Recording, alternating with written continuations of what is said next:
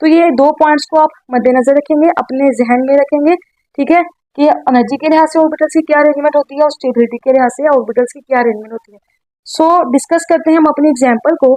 इसको मैंने एक स्टोरी की फॉर्म में आपको बताऊंगी, फिर आपको अच्छे से समझ आ सकेगा, ठीक है। तो स्टार्ट करते हैं। सपोज करें एक एटम ए है, एक एटम है जिसका नाम है ए, और उसके पास जो हाफ फील्ड ऑर्बिटल है वो है एस।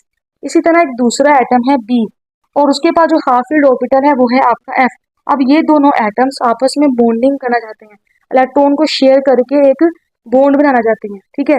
अब देखें, ये आपको पता है, अगर हम इन दोनों के मुताबिक देखें, एस ऑर्बिटल की एनर्जी कम है तो इसकी स्टेबिलिटी ज्यादा है। इसी तरह जो एटम बी है जिसके पास एफ ऑर्बिटल है, इसकी एनर्जी सबसे ज्यादा है, लेकिन इसकी stability according to this relationship, inverse relationship की वजह से इसकी स्टेबिलिटी कम है।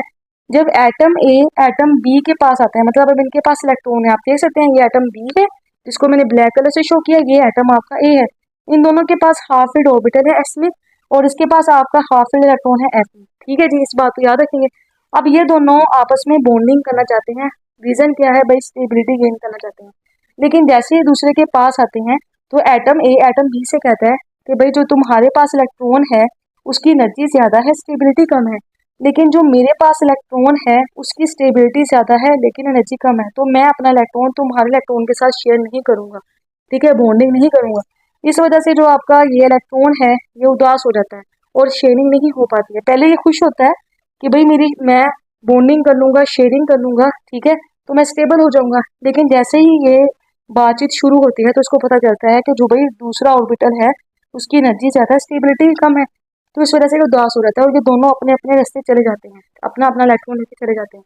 अब आपको इससे क्या लेसन मिल रहा है, electron loves to reside on the same atom. जब ये सिनेरियो होता है, एक एटम के पास एस ऑर्बिटल हो और दूसरे एटम का हाई एनर्जी वाला ऑर्बिटल हो, यानी कि एफ, तो वो दोनों की ओवरलैपिंग नहीं होती है। इस केस में इलेक्ट्रॉन रिजाइड करता है उसी एटम पर जिसका वो हिस्सा है, loves to reside on the same atom.